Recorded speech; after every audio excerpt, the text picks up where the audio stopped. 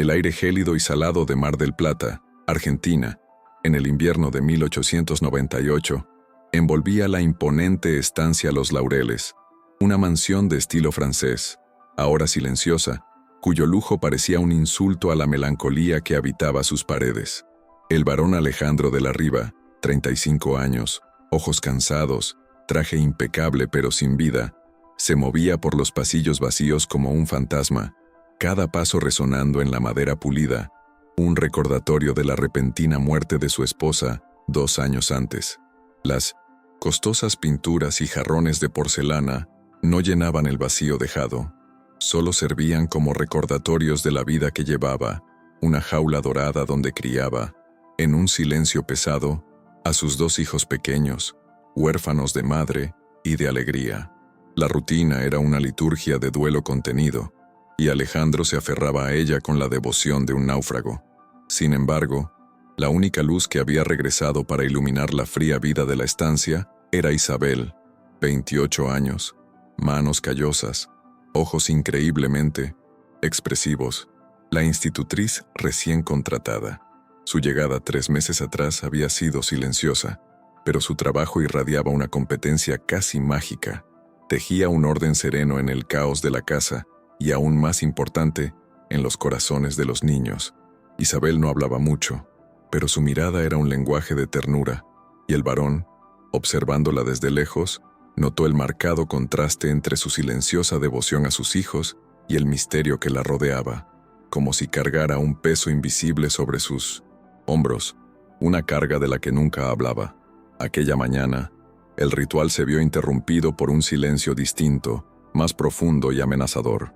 El silencio de la ausencia. La habitación de los niños estaba impecable, el desayuno no estaba servido y la cocina estaba fría. Isabel había desaparecido.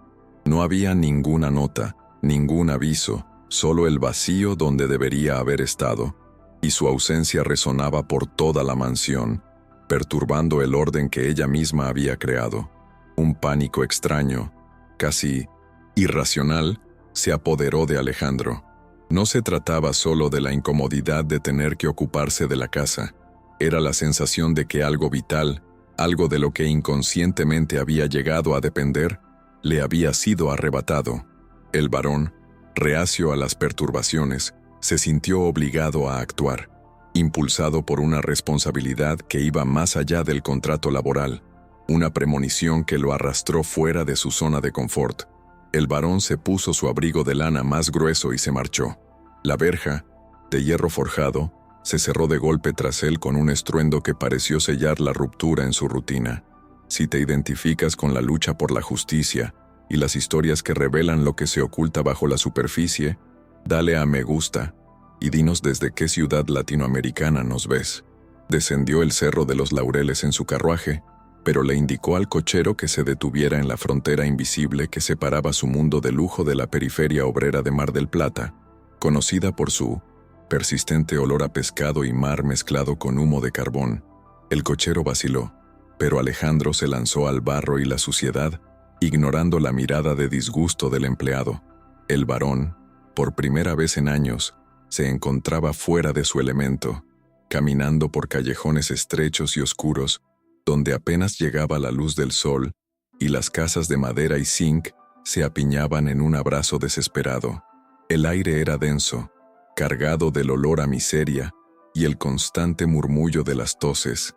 El contraste con la seda y el perfume de su mansión fue una bofetada, una brutal exposición a la realidad que había pasado toda su vida ignorando.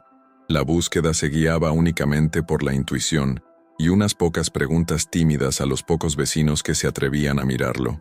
El varón, con su abrigo y sombrero, un diamante perdido en el fango, sentía el peso de sus miradas, una mezcla de miedo, desconfianza y resentimiento silencioso.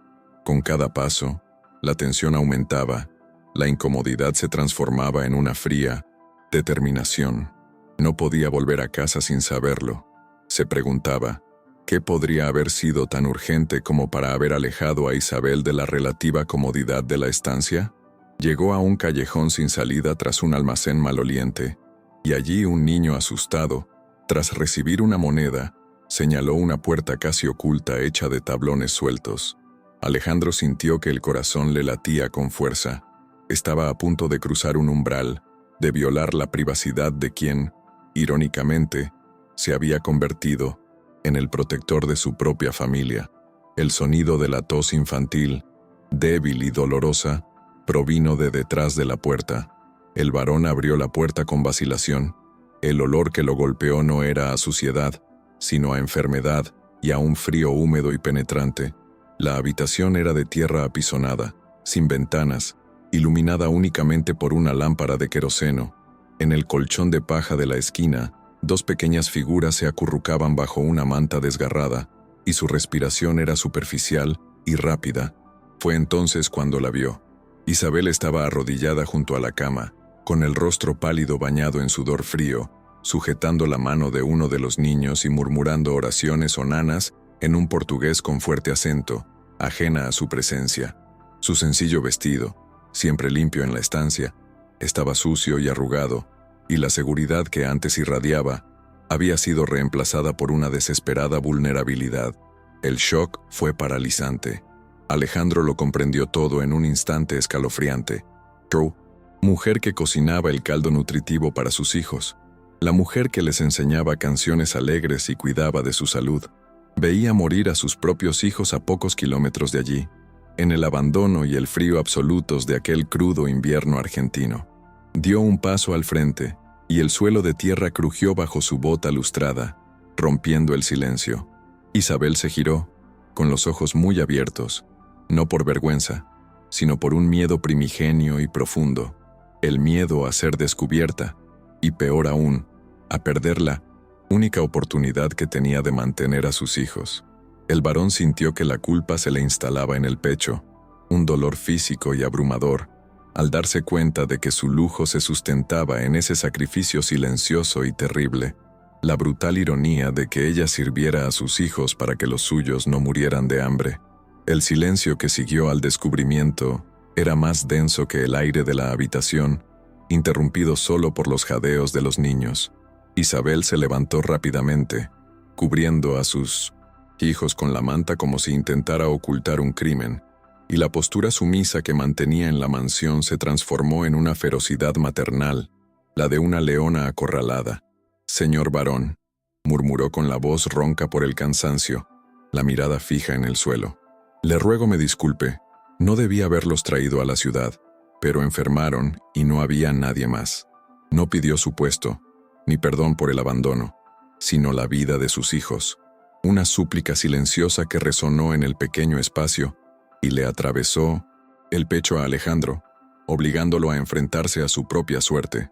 Alejandro, que había pasado toda su vida discutiendo de política y finanzas en salones, se quedó sin palabras, incapaz de articular las reprimendas o los despidos que exigían la etiqueta y la ley de su época. Se acercó a los niños observando su palidez y sus labios agrietados. El calor artificial de su mansión le pareció, en ese momento, una ofensa imperdonable. Uno de los muchachos abrió los ojos brevemente, marrones, y, asustados, y tosió. El débil sonido le desgarró el alma al varón. Comprendió que su dolor por la pérdida de su esposa, aunque real, era un dolor de duelo, mientras que el dolor de Isabel era un dolor de supervivencia, mucho más urgente y visceral, que lo obligaba a un despertar moral. El varón se volvió hacia Isabel, cuyos ojos suplicaban ahora, no caridad, sino discreción, que no los denunciara a las autoridades por negligencia o por su estado. «¿Por qué no me lo dijiste?», preguntó con voz grave y profunda. «Tu trabajo era impecable, eras entregada. ¿Cómo lograste hacer todo esto y ocultar esta tragedia?».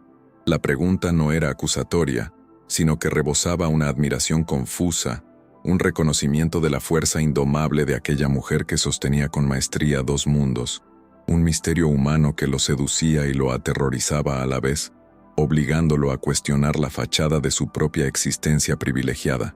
Isabel no pudo responder de inmediato. Las palabras se le atragantaron, transformándose en un sollozo seco, y su cuerpo temblaba no solo de frío, sino también de agotamiento y desesperación. «Necesitaba el dinero, varón», susurró finalmente, la cruda verdad más impactante que cualquier mentira. No hay trabajo para madres solteras con hijos enfermos, y no podía dejarlos morir. Alzó la cabeza y por primera vez lo miró a los ojos, y en esa mirada, Alejandro vio la sombra de Buenos Aires, de donde venía, y el espectro de una lucha solitaria e incansable contra el hambre y la enfermedad que marcaban a miles de personas en aquel entonces. La tensión del encuentro, la presión moral de la situación, se transformó en una fría urgencia. Alejandro extendió la mano y tocó la frente caliente del niño. Tenía fiebre. Retrocedió, contemplando la miseria a su alrededor, los muros que apenas lo protegían del frío marino. El destino lo había colocado allí, un hombre de inmensa riqueza enfrentado a la necesidad más absoluta, y su corazón, dormido desde la muerte de su esposa, comenzó a latir con una intensidad desconocida, impulsado por un sentido de justicia que jamás había creído poseer. El varón se quitó el guante y la bufanda, dejando atrás su formalidad, y se sentó en el borde de la cama, sin prestar atención a la suciedad ni al riesgo de contagio. «No podemos dejarlos aquí, no sobrevivirán a la noche», declaró con voz firme, disipando el miedo que atenazaba a Isabel. Ella lo miró incrédula. «Varón, ¿qué propone?», preguntó, temiendo que solicitara ayuda pública, lo que significaría la dolorosa separación de sus hijos y la pérdida de su futuro. La decisión de Alejandro fue impulsiva, absurda para su clase y completamente ajena a sus consecuencias sociales, pero impulsada por una certeza moral repentina y abrumadora. La bondad exigía acción inmediata, no deliberación social. «Los llevaré a la estancia», dijo, y la frase resonó en la pequeña habitación. «Tendrán médicos, comida y calor». Ahora, ya no hablaba con la criada, sino con su madre, estableciendo un pacto que trascendía las barreras de clase, un acto de redención personal que estaba a punto de iniciar, rompiendo siglos de tradición y desprecio. Isabel negó con la cabeza, no por desconfianza, sino porque conocía la gravedad de aquella transgresión, el escándalo que les sobrevendría a ambos y el riesgo de arruinar su reputación y la seguridad de sus hijos. No, varón, su reputación, su familia, su madre, la condesa, jamás lo permitiría. Sería el fin de su honor, suplicó, pero sus palabras sonaron frágiles ante la silenciosa determinación que ahora endurecía el rostro del varón, quien por primera vez actuaba movido por un principio superior a su propia comodidad o imagen social, un dilema de honor y humanidad. «Mi señoría», repitió Alejandro, con un tono de voz cargado de amargo sarcasmo, mirando fijamente el techo agrietado. «Mi honor es una mentira si permito que estos niños mueran mientras los míos están calientes y alimentados». No la estaba consultando, estaba imponiendo un nuevo orden. Se puso de pie y comenzó a envolver a los niños con la manta, con una ternura que lo sorprendió incluso a él. El varón se despojaba de su título y asumía el papel de hombre, de protector, afrontando el precio de su decencia. «Toma lo que necesites. Tenemos que irnos ya», ordenó, con una urgencia innegable en la voz. Isabel, exhausta y resignada a la certeza de aquel hombre tan peculiar, simplemente obedeció. Tomó un pequeño bulto de ropa, y con el varón cargando, a uno de los niños y ella al otro, salieron del tugurio, dejando atrás un mundo de miseria y adentrándose en el mundo del varón, donde el peligro no era el hambre, sino el juicio, la silenciosa maldad de una sociedad que estaba a punto de derrumbarse sobre ellos, sellando un destino inesperado y arriesgado. El regreso a la estancia Los Laureles al amparo de la noche fue un acto furtivo, pero el impacto de la llegada de los nuevos habitantes fue inevitable, una alteración en la rutina de la casa que ni siquiera la discreción del varón pudo contener. Los hijos de Isabel fueron instalados de inmediato en una habitación de huéspedes climatizada, y el médico de la familia, el doctor Ramírez, un hombre conservador de costumbres rígidas, fue llamado con el pretexto de una enfermedad repentina entre los niños del varón. La expresión en el rostro del doctor Ramírez al ver a los niños pálidos y delgados y al enterarse de que eran parientes lejanos de Isabel fue una mezcla de sorpresa profesional y desconfianza social. una señal de que la burda mentira no resistiría mucho tiempo los murmullos del pueblo y las miradas curiosas de los demás sirvientes de la mansión. En los días que siguieron, la mansión se transformó en un silencioso campo de batalla entre el miedo de Isabel y la determinación de Alejandro. Mientras los niños se recuperaban lentamente bajo el calor y los cuidados médicos, la tensión aumentaba. Isabel, dividida entre el alivio de ver a sus hijos a salvo y el temor a ser descubierta, se mantenía distante, negándose a aceptar cualquier privilegio que no fuera estrictamente necesario para su trabajo, consciente de que cualquier muestra de amabilidad del varón era una afrenta al orden social. Alejandro, por su parte, observaba la dedicación de Isabel, notando cómo conciliaba el cuidado de sus 4 hijos, 2 de él y 2 de ella, con una gracia casi sobrenatural. Su admiración se profundizaba hasta convertirse en algo más complejo y peligroso, una conexión que desafiaba la razón. El silencio del varón se rompió con la llegada de la condesa Victoria de la Riva, 60 años, rígida, austera, madre de Alejandro, quien había venido de Buenos Aires para pasar el invierno y para inspeccionar la vida desordenada de su hijo viudo. La condesa, pilar de la alta sociedad argentina, con su intachable moral y su instintivo desprecio por la clase trabajadora, percibió de inmediato que algo andaba muy mal. El olor a medicina, la presencia de niños desconocidos y la nueva actitud defensiva de su hijo componían un cuadro que ella descifró rápidamente, sintiendo cómo el veneno del escándalo contaminaba el ambiente puro de su linaje. La condesa convocó a Alejandro a la biblioteca, lugar de rituales y juicios familiares, y la confrontación fue hiriente. «¿Estás loco?», siseó con voz baja pero cortante como el hielo. «¿Traer a los hijos de las criadas a esta casa? Estás poniendo a tus propios hijos en peligro y, peor aún, estás mancillando el nombre de los de la Riva. La sociedad lo sabrá y será hazme reír», le advirtió sobre los riesgos del ostracismo, sobre el peligro de perder la herencia social y política que la familia había construido durante generaciones, confrontándolo con la tradición que lo aprisionaba.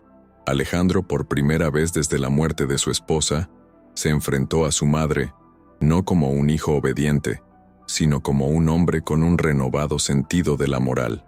«Madre, estos niños se morían de frío y hambre a pocos kilómetros de aquí. ¿Qué valor tiene nuestro honor si exige indiferencia ante la vida humana?». Su defensa fue apasionada pero peligrosa. La condesa lo fulminó con la mirada, intuyendo la grieta en la coraza de su hijo, y su atención se desvió rápidamente de la moral a la persona que consideraba la causante, Isabel, la intrusa, a quien juró eliminar, costara lo que costara. La condesa inició una silenciosa campaña de investigación y presión. Interrogó a los sirvientes, exigiendo detalles sobre el pasado de Isabel, buscando algún defecto, algún error que justificara su expulsión inmediata y el restablecimiento del orden social. Mientras tanto, trataba a Isabel con un desprecio palpable, haciendo comentarios velados sobre personas de mala reputación y la necesidad de una limpieza moral en la casa, convirtiendo la vida de Isabel en un infierno de silencio e insinuaciones, aumentando la presión psicológica sobre la institutriz, que ya estaba al borde del agotamiento emocional, sintiendo que en cualquier momento el castillo de naipes podía derrumbarse. La tensión entre Isabel y Alejandro, antes discreta, se había convertido en una peligrosa cercanía. Se encontraban en los pasillos por la noche, intercambiando miradas fugaces, cómplices de un secreto que se hacía público, unidos en la defensa de sus 4 hijos. En uno de esos encuentros furtivos en el balcón, bajo la tenue luz de la luna, Alejandro tomó la mano de Isabel. «No te preocupes», susurró, sintiendo la aspereza de su piel contrastar con la suya. «No dejaré que te haga daño ni a ti ni a los niños». El contacto fue breve, pero cargado de una electricidad prohibida, sellando la delgada línea entre la gratitud y un afecto que ambos luchaban por ignorar. Este momento, sin embargo, fue presenciado desde lejos. El cochero de la condesa, un hombre de confianza y muy atento, vio la escena y, intuyendo una oportunidad para ganarse el favor de su señora, se apresuró a informar sobre la escandalosa intimidad entre el varón y la doncella. La condesa, al oír el relato, sintió una furia contenida. No se trataba simplemente de un escándalo, era la prueba de que Isabel había seducido a su hijo, mancillando su reputación de una forma que ni el dinero ni el poder podrían borrar, lo que exigía medidas drásticas para proteger el legado de los de la Riva antes de que fuera demasiado tarde. Esa misma noche, la condesa envió un telegrama encriptado a Buenos Aires, no a la policía, sino a un detective privado de su círculo de 1900 amigos influyentes con una sola orden: investigar a fondo la vida de Isabel da Costa, buscando cualquier crimen, cualquier falta moral o cualquier secreto del pasado que pudiera utilizarse como arma legal y social para apartarla definitivamente de la vida de su hijo, asegurando así que la nobleza y la tradición prevalecieran sobre la repentina y peligrosa compasión de Alejandro. Isabel, sintiendo cómo se apretaba la soga y el peso insoportable de su presencia en la mansión, pensó en huir una vez más, regresar a la pobreza donde, al menos, no correría el riesgo de arruinar la vida de un buen hombre. Pero al ver a sus hijos dormir plácidamente, recuperando su peso y color, encontró nuevas fuerzas. Sabía que debía enfrentarse al pasado que la condesa estaba desenterrando. Pasara lo que pasara, tenía que estar preparada para proteger lo único que de verdad importaba: la vida y el futuro de sus hijos. La espera de la respuesta del detective de la condesa se prolongó durante 3 angustiosos días, un tiempo en el que la estancia estuvo sumida en una tensa y enfermiza calma, como la que precede a la tormenta.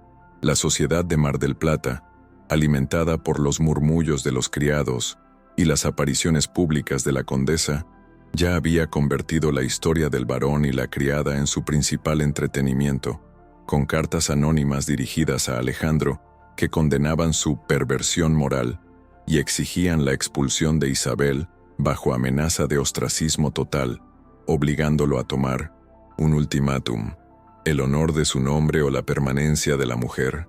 En el 4º piso de la mansión, en una oficina con olor a naftalina y a historia antigua, la condesa abrió el sobre sellado, con el corazón palpitando con la gélida expectativa de la victoria. El informe del detective privado de Buenos Aires era conciso y devastador, detallando no solo los humildes orígenes de Isabel, sino también un hecho prohibido: el padre de los niños no era un esposo fallecido, sino un hombre de una familia influyente que le había prometido matrimonio y luego la abandonó estando embarazada, huyendo al extranjero y dejándola con el peso del escándalo y la ilegitimidad, una mancha irreparable en la moral de la época. La verdadera sorpresa, sin embargo, llegó con una última línea, un detalle que el detective había considerado insignificante, pero que la condesa reconoció con un escalofrío de terror y triunfo. El apellido de soltera de Isabel era Isabel de Sá e Miranda, y era hija de un influyente terrateniente del interior de Brasil que había sido desheredado tras el escándalo. La condesa lo supo de inmediato. Isabel pertenecía por sangre a la clase alta, aunque marginada, y había huido a Argentina para esconderse, trabajando como sirvienta para proteger a sus hijos de la extrema pobreza y la vergüenza social.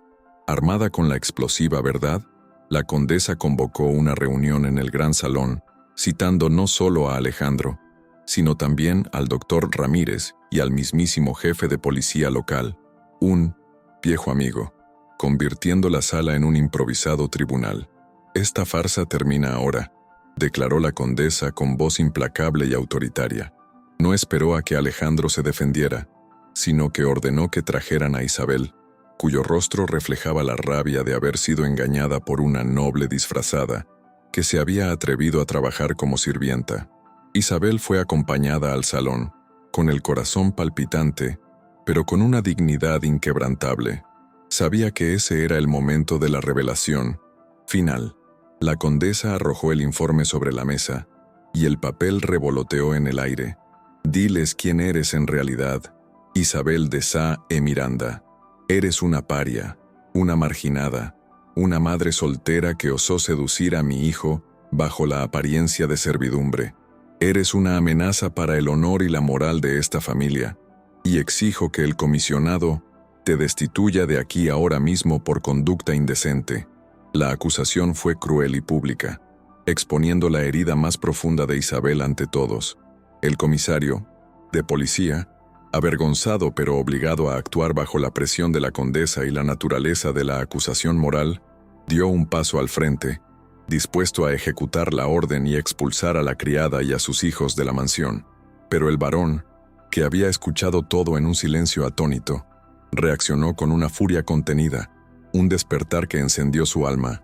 Se interpuso físicamente entre Isabel y las autoridades, desafiándolas a todas con la mirada. «Basta».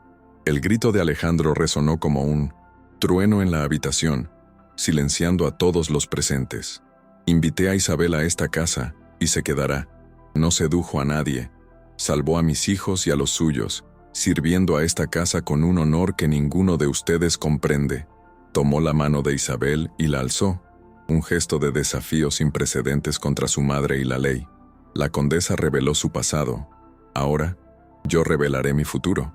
El comisario vaciló, mirando a la condesa, pálida de rabia, y al varón, que irradiaba una nueva y peligrosa determinación.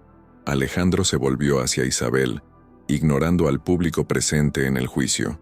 «Isabel, conozco tu lucha, he visto tu bondad, he visto la madre que eres. No soy un hombre que vive de tradiciones vacías.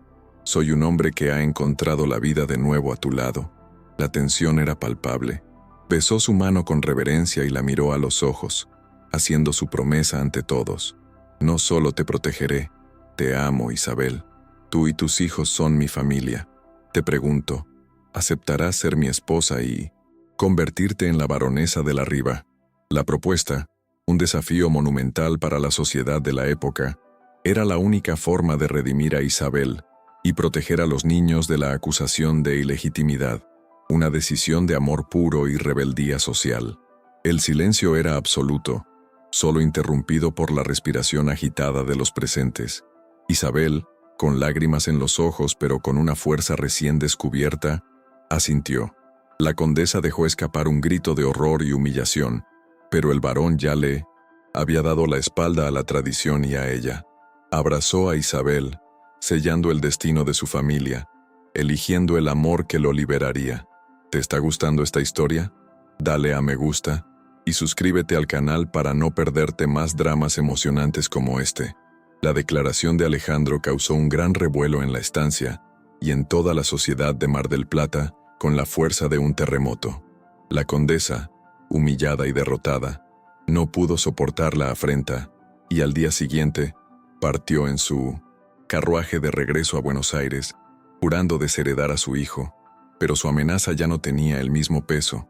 El varón había elegido el camino de la humanidad y el afecto, y esta elección, aunque costosa, lo había liberado del peso asfixiante de las convenciones vacías. Desde ese momento, la condesa, para Alejandro, fue solo un recuerdo lejano de un pasado que estaba decidido a dejar atrás, prefiriendo la riqueza del amor a la ostentación del linaje. Los amigos y allegados del varón pronto se dividieron. Muchos lo condenaron, retirándole las invitaciones a bailes y cenas, temiendo el escándalo. Pero una minoría significativa, compuesta por quienes valoraban la decencia por encima del título, lo apoyó en silencio, reconociendo la valentía del varón al enfrentarse a la hipocresía de su clase. Alejandro, fortalecido por la presencia de Isabel y la renovada alegría de sus hijos, ahora de 4 años, hizo caso omiso del ostracismo. La mansión, que antaño había sido un mausoleo de mármol y silencio, se llenó de risas infantiles y del calor de una verdadera familia. La transformación más profunda se produjo en Isabel. Dejando atrás su identidad de sirvienta y el disfraz de pobreza, abrazó el título de baronesa no con arrogancia, sino con la dignidad y la fortaleza que siempre la habían caracterizado. Su pasado como noble desheredada le sirvió de escudo inesperado. No era una pobre marginada, sino una mujer que había elegido el trabajo honesto en lugar de la vergüenza de la caridad. Y esta historia de redención silenciosa comenzó a ganarse corazones. incluso entre los más escépticos, desafiando la propia definición de nobleza en la Argentina de principios del siglo XX. La boda, celebrada en una ceremonia discreta pero emotiva en la capilla de la estancia, fue la consagración oficial de un nuevo orden. Los 4 hijos, los del varón y los de Isabel, actuaron como pajes y damas de honor, sellando la unión no solo de 2 adultos, sino de 2 familias que la vida, cruelmente, había intentado separar. Isabel lució un sencillo vestido de seda que había pertenecido a la difunta esposa del varón, un gesto simbólico de respeto y aceptación del pasado, demostrando que no buscaba reemplazarlo, sino honrar el vacío dejado, construyendo sobre él, en lugar de ignorarlo. Alejandro, otrora un hombre taciturno y retraído, redescubrió la alegría de vivir. Se convirtió en un padre más presente y en un hombre más consciente de sus responsabilidades sociales. Inspirado por la lucha de Isabel, dedicó parte de su fortuna e influencia a mejorar las condiciones de vida en los barrios marginales de Mar del Plata, invirtiendo en saneamiento y escuelas, convirtiéndose en un filántropo activo y un crítico acérrimo de la indiferencia de la nobleza, utilizando su propio escándalo para impulsar un cambio significativo. Los hijos de Isabel prosperaron bajo el cuidado y la estabilidad de la mansión, recuperando por completo su salud. El mayor, que casi había sucumbido a la enfermedad en la casa de vecindad, demostró un talento natural para los números, y Alejandro lo aceptó como a un hijo, brindándole la mejor educación posible e ignorando los rumores sobre su ilegitimidad. Para el varón, la familia era un vínculo de afecto y elección, no de sangre ni documentos. Una lección de paternidad que solo aprendió al abandonar los muros de su mansión. El doctor Ramírez, inicialmente escéptico, se convirtió en uno de los aliados más fervientes de Alejandro e Isabel, siendo testigo de la sanación y transformación de todos los niños. Vio en Isabel no a una seductora, sino a una fuerza vital, y la apoyó públicamente, utilizando su respetada posición en la comunidad médica para acallar los rumores más maliciosos. La nueva familia se convirtió en un faro, un ejemplo de que el amor y la compasión podían superar las barreras de clase y los prejuicios sociales más arraigados de la época. La única mancha en la alegría de Isabel era la falta de noticias de su padre en 1900, Brasil, quien la había desheredado. Aunque ya no necesitaba su aprobación, sentía la necesidad de reconciliarse. Sin embargo, el perdón llegó de una fuente inesperada. La antigua niñera de sus hijos en Brasil, con quien había mantenido el contacto, le envió una conmovedora carta, relatando que la historia de su lucha y su ascenso al título de baronesa se comentaba con admiración en su tierra natal, y que su sacrificio había sido visto no como una vergüenza, sino como un acto de heroísmo. Alejandro e Isabel, unidos ahora por un amor forjado en la adversidad y una firmeza moral, contemplaban el mar embravecido de Mar del Plata, símbolo de su turbulento pero gratificante viaje. Lo habían arriesgado todo, reputación, riqueza y seguridad, simplemente por la necesidad de hacer lo correcto. La casa, antes fría, ahora irradiaba la calidez de un hogar, y el varón, que había perdido a su esposa, había ganado una familia, y lo que es más importante, se había encontrado a sí mismo, un hombre que por fin vivía con propósito, no solo por tradición. La historia de Isabel y Alejandro se convirtió en una leyenda que se contaba en las reuniones sociales, prueba de que la verdadera nobleza no reside en la sangre ni en el dinero, sino en el carácter y en la valentía para desafiar la injusticia. Habían elegido la compasión por encima de las convenciones, la vida por encima del honor vacío, y el precio que pagaron fue la pérdida de lo superficial, pero la recompensa fue el redescubrimiento de lo esencialmente humano y la construcción de un legado de bondad que resonaría a través de las generaciones, transformando una tragedia en un triunfo moral. Años después, el barón Alejandro de la Riva, ya un hombre de mediana edad, con arrugas de felicidad en las comisuras de los ojos, se encontraba en su oficina, revisando los libros contables de la fundación que él e Isabel habían creado para apoyar a madres solteras y niños en las afueras de Mar del Plata. Su historia se había convertido en un ejemplo de humanidad en Argentina, y la condesa, su madre, quien había intentado arruinarlo, había sucumbido al tiempo y al olvido, recordada únicamente como la representante de una era de orgullo y rigidez que lentamente estaba siendo reemplazada por un nuevo sentido de responsabilidad social, un legado moral que el varón estaba decidido a construir. Isabel, la baronesa de la Riva, con su fortaleza inquebrantable y su profunda comprensión del sufrimiento, se convirtió en 1990 la voz más influyente de la fundación. Se aseguró de que cada centavo y cada esfuerzo se destinaran a donde más se necesitaban. La casa que había dejado en el barrio fue demolida, y en su lugar se construyó una pequeña escuela, donde sus hijos, ahora adolescentes, y los hijos del varón trabajaban como voluntarios. Un ciclo completo de redención que transformó el lugar de su mayor dolor en un faro de esperanza y conocimiento para la comunidad. El recuerdo del invierno de 1898 les sirvió de ancla, un recordatorio constante de que la riqueza material era inútil sin la riqueza del carácter. Alejandro recordaba vívidamente el olor a enfermedad y el frío del cuarto de barro, y usó ese recuerdo para guiar sus acciones, asegurándose de que el varón en que se había convertido jamás olvidara al hombre que había sido al bajar del carruaje, derribando barreras sociales para abrazar la verdad y la compasión. Los 4 hijos crecieron unidos, con un vínculo más fuerte que cualquier convención social, y eran la viva imagen de la decisión de sus padres. Representaban el futuro de una nueva Argentina, más justa, más humana y menos presa de las apariencias.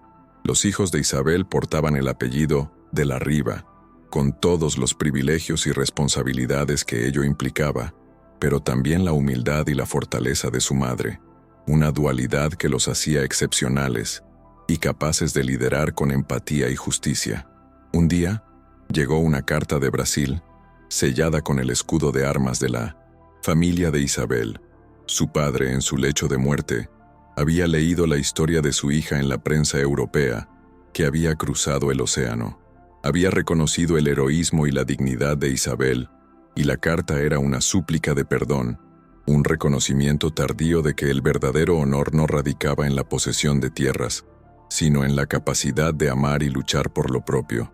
Isabel lloró, no de tristeza, sino de alivio, y el perdón, aunque tardío, cerró la última herida de su pasado. El varón y la baronesa estaban de pie, uno al lado del otro, en el porche de la estancia, contemplando la puesta de sol sobre el Atlántico, mientras la brisa salada les refrescaba el rostro. Ya no eran extraños unidos por un pacto, sino 2 almas que habían encontrado su hogar el uno en el otro. La mansión estaba viva, rebosante de historia, pero ahora era una historia reescrita, donde el drama moral había triunfado, demostrando que el amor y la valentía son las únicas monedas verdaderas en el mercado de la vida. Su historia se convirtió en una lección imperecedera. La nobleza no es un título heredado, sino un valor que se gana con acciones, sacrificios y la valentía de alzarse contra la injusticia, incluso si ésta constituye el fundamento de la propia sociedad. El varón arriesgó su nombre para salvar a una familia, y al hacerlo, descubrió el propósito de su vida, cambiando la soledad por la calidez del contacto humano, una decisión que resonaría a través de los siglos. La compasión de Alejandro y la resiliencia de Isabel, la mujer que sirvió a los demás para que sus propios hijos pudieran vivir, desafiaron y finalmente redefinieron el significado de la honradez en la aristocracia. Demostraron que los mayores riesgos no son financieros ni políticos, sino morales. El riesgo de preocuparse por los demás, el riesgo de exponerse y el riesgo de amar incondicionalmente, valores mucho más difíciles de mantener que cualquier herencia. La moraleja fundamental reside en la pregunta que el varón se planteó en aquella casa de vecindad. ¿Qué valor tiene nuestro honor si exige indiferencia hacia la vida humana? Esta pregunta sigue resonando, instándonos a cada uno de nosotros a mirar más allá de nuestros muros de privilegio y ver la humanidad que reside en aquellos a quienes la sociedad ha elegido ignorar, un desafío perpetuo a nuestra propia complacencia. La historia de Alejandro e Isabel nos enseña que, en cualquier tiempo y lugar, la redención reside en la elección entre la tradición que nos aprisiona y la valentía que nos libera. ¿Qué camino elegirías? Si esta historia te inspiró a buscar un mundo más justo, deja tu comentario con Justicia Humana y suscríbete para leer más relatos que desafían la moral y transforman el corazón.